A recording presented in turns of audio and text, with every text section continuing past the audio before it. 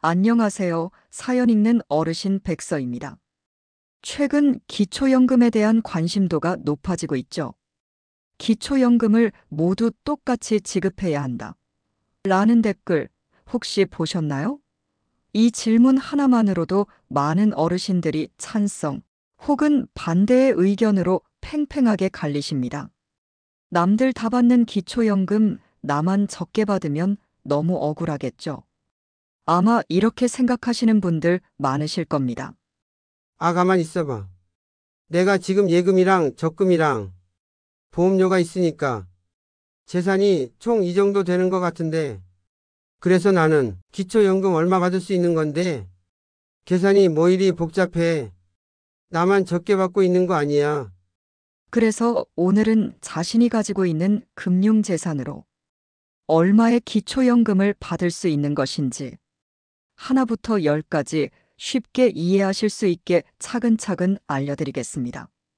계산 공식, 몇 월부터 적용해야 하는지 정책 등 영상 중간중간 꿀팁들이 가득하니 꼭 끝까지 시청해 주시고 이해 안 되시는 부분은 댓글로 남겨주시길 바랍니다.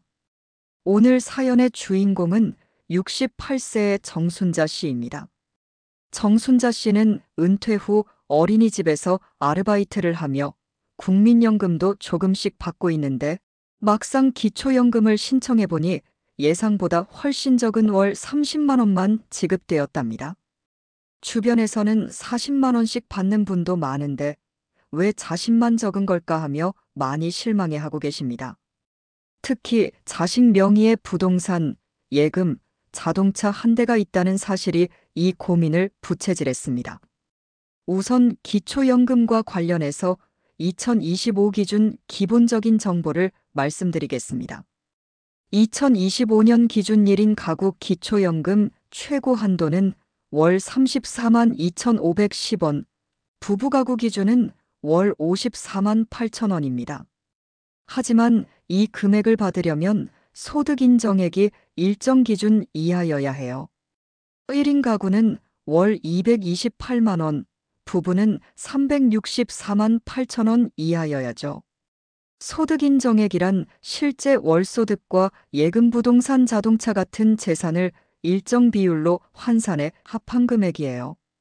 그럼 도대체 그 일정 비율로 환산하는 방법이 무엇이냐? 어려워 죽겠다 하시는 분들 많이 계시죠? 지금부터 집중해 주세요. 내가 가지고 있는 예금, 주식, 보험, 증여 등의 다양한 금융상품은 기초연금 계산에 어떻게 반영이 될까요? 잘 듣고 자신의 상황에 알맞게 현금 재산을 현명하게 관리해 보세요. 지금 어르신들 각자가 가지고 있는 예금, 주식, 보험 등은 모두 금융재산에 포함되는데요. 이러한 금융재산은 기초연금 계산을 위한 소득인정액 산정에 반영이 됩니다. 지금부터 금융재산별로 기초연금 계산에 어떻게 반영이 되는지 하나씩 알려드리겠습니다.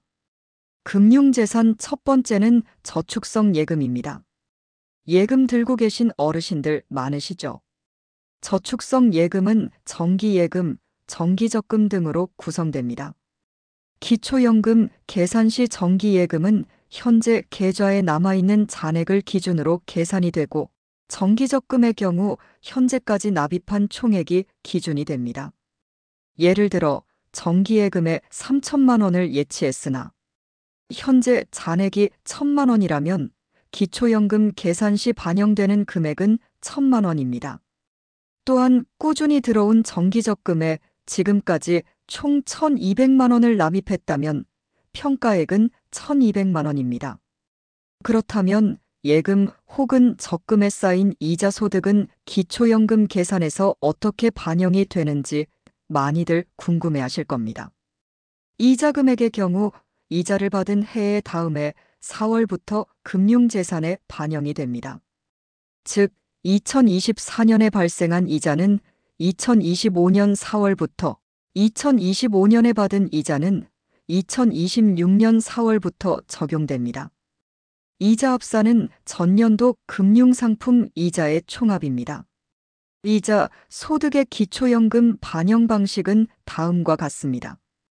이자 소득액 빼기 공제액 나누기 12가 월 소득으로 반영됩니다.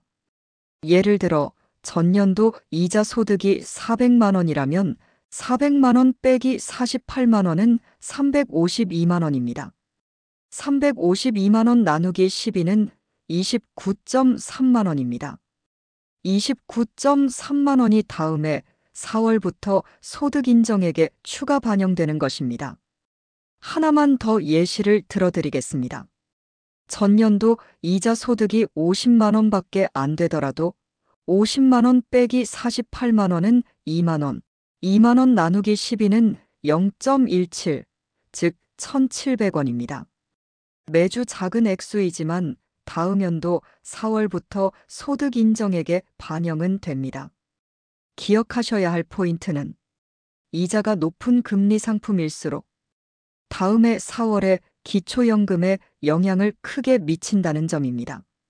소득 인정액 기준 초과 시 기초연금 감액 또는 대상 탈락될 수 있으므로 금융상품 운용 전략이 매우 중요하겠습니다.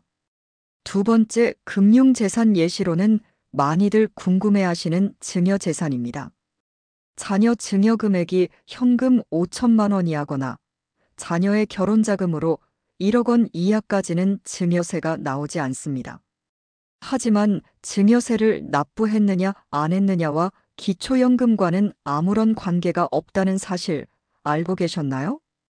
2011년 7월 1일 이후 증여된 재산은 매달 자연적 소비 금액이 차감된 후 0원이 될 때까지 기초연금 소득 인정액 산정에 포함이 됩니다. 자연적 소비 금액은 단독가구 기준 251.2만 원, 부부가구 기준 304.8만 원입니다. 즉 구체적인 예시를 들어 말씀드리자면 만약 기초연금 신청 전 자녀의 결혼자금으로 1억 원을 증여했다고 가정해 봅시다. 단독가구는 1억 원 나누기 단독가구 기준 자연적 소비 금액인 251.2만 원을 해서 약 40개월, 부부가구는 1억 원 나누기 부부가구 기준 자연적 소비 금액인 404만 8천 원 해서 약 33개월이 지나야 증여 재산이 모두 소진되는 것입니다. 다시 한번 말씀드리지만 증여세 납부 유무와 관계없이 2011년 7월 1일 이후 증여한 재산은 기초연금 계산 시 금융재산에 포함되므로 재산을 당장 증여해버린다고 기초연금을 더 많이 받을 수 있는 것이 절대 아닙니다. 세 번째 금융재산은 요구불예금입니다. 요구불예금은 입출금이 자유로운 예금, 즉 보통예금이나 저축예금 등을 예시로 들 수 있는데요. 이러한 요구불예금은 기초연금 신청 전 3개월 이내의 평균 잔액을 금융재산으로 반영합니다. 앞서 말씀드린 재산증여와 같은 맥락에서 2011년 7월 이후 발생한 재산의 변동분은 금융재산에 어차피 포함이 돼서 기초연금 계산이 이루어집니다. 따라서 지금 당장 급하게 자녀의 통장으로 이체해봤자 기초연금 금액 계산에는 아무런 영향을 미치지 못합니다. 네 번째 금융상품은 보험입니다. 보험에 가입되어 있으신 어르신분들 집중해 주세요. 보험은 기초연금 신청 시 해약 환급금을 기준으로 금융재산에 반영이 됩니다. 해약 환급금이란 계약자가 보험을 해지할 경우 돌려받는 금액입니다. 만약 계약자가 부모이고 수익자가 자녀인 경우 자녀에게 계약자를 넘기는 것이 유리하겠죠. 계약자가 자녀가 된다면 해약 환급금도 자녀에게 가기 때문에 기초연금 계산 시 부모의 금융재산에서 제외될 수 있기 때문입니다. 예를 들어 부모가 계약자이고 해약 환급금이 1,000만 원이라고 가정하면 1,000만 원은 부모의 재산으로 간주됩니다. 그럼 기초연금이 더 줄어들 수 있겠죠. 하지만 만약 계약자를 자녀로 변경하면 부모 기준에서는 그 1,000만 원이 존재하지 않는 재산으로 간주되어 기초연금이 줄어들지 않습니다. 따라서 계약자를 부모에서 자녀로 변경하는 것은 기초연금 계산 시 매우 유리한 전략이 됩니다. 또 한 가지 장점이 더 있는데요. 바로 세금 관리 측면에서도 유리하다는 점입니다. 계약자를 자녀로 변경하는 행위는 증여로 간주되지 않아도 됩니다. 또한 5년 이상 유지 시 세무상 안정권이 보장됩니다. 이는 해약 환급금이 큰 경우 증여세 부담을 줄이면서 기초연금 계산 시 부모의 재산 인식을 낮출 수 있다는 의미입니다. 참고로 보험 설계 변경을 원하신다면 계약자 변경은 보험사 고객센터에서 가능합니다. 신분증, 가족관계 증명서 등 소정의 서류만 준비하시면 됩니다. 다음으로는 5번째 금융재산인 출자금, 주식, 수익증권에 대해 말씀드리겠습니다. 출자금이란 협동조합, 새마을금고, 신협, 수산업자 협동조합 등에 가입할 때 내는 돈을 의미합니다. 이는 조합원이 탈퇴하거나 출자, 지분을 회수할 때 돌려받을 수 있는 금액입니다. 주식은 회사에 투자하여 주식을 매수한 금액입니다.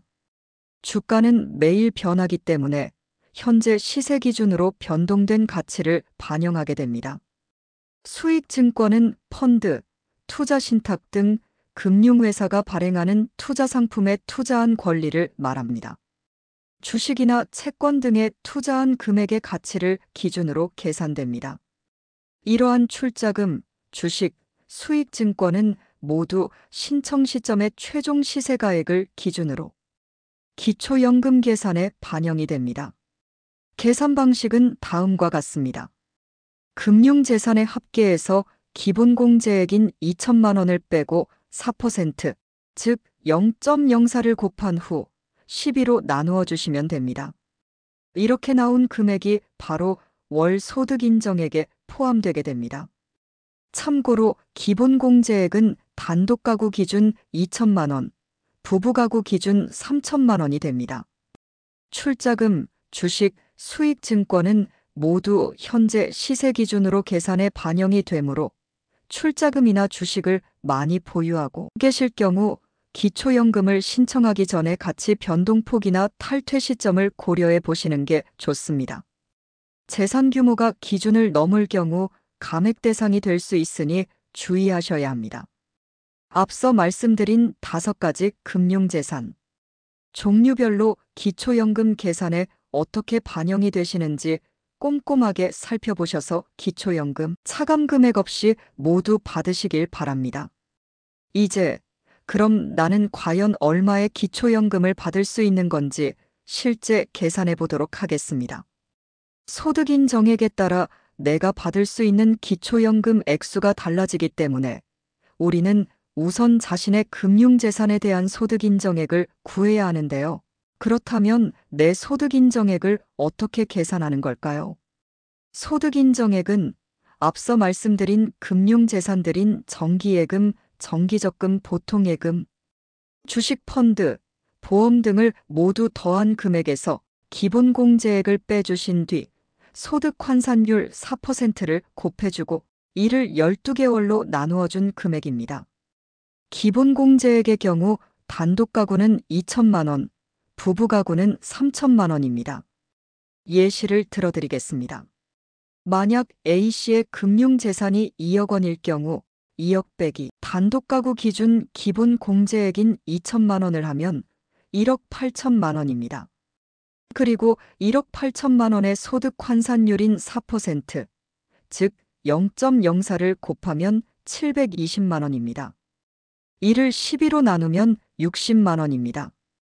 이제 중요한데요. 최종 소득 인정액을 구하기 위해서는 여기서 멈추면 안 되시죠. 금융재산에 해당하는 이자 소득도 더해주셔야 최종 소득 인정액이 되기 때문입니다. 계산하실 때 이자 소득 절대 놓치지 마세요. 이자 소득의 경우 금액에 상관없이 월 4만 원. 기본공제 후 소득 인정액에 반영이 됩니다. 가령 이자 소득이 계산의 편의를 위해 연이율 4%라고 가정하면 아까 A씨의 금융재산 2억 원에 대한 월 이자 소득은 50만 원입니다. 50만 원에서 기본 공제액인 4만 원을 공제해 주시면 46만 원이 나오죠. 이 46만 원을 아까 계산한 60만 원에 더한 106만 원이 바로 A씨의 최종 소득 인정액이 되는 것입니다. 가장 처음 말씀드렸다시피 2025년 기준 단독 가구는 소득 인정액 월 228만 원, 부부는 364만 8천 원 이하일 경우 차감 금액 없이 기초연금을 모두 지급받으실 수 있습니다. 따라서 어씨가 단독 가구라고 가정했을 때 어씨는 기초연금을 모두 지급받으실 수 있는 것입니다. 오늘 영상이 조금이라도 도움이 되셨다면 좋아요와 구독 꼭 한 번씩 부탁드립니다. 영상 제작에 정말 큰 힘이 됩니다. 오늘 알려드린 금융재산 반영 방식 꼭 기억하시고 노트에 하나씩 적어서 계산해 보세요. 자신의 재산 상황에 맞춰 기초연금 수급 전략 짜보시길 바랍니다. 나도 이 금액 받을 수 있을까? 고민되시면 댓글로 금액 남겨주세요. 우리 모두 기초연금 알차게 받고 든든한 노후 함께해요. 오늘도 긴 영상 시청해주셔서 감사합니다.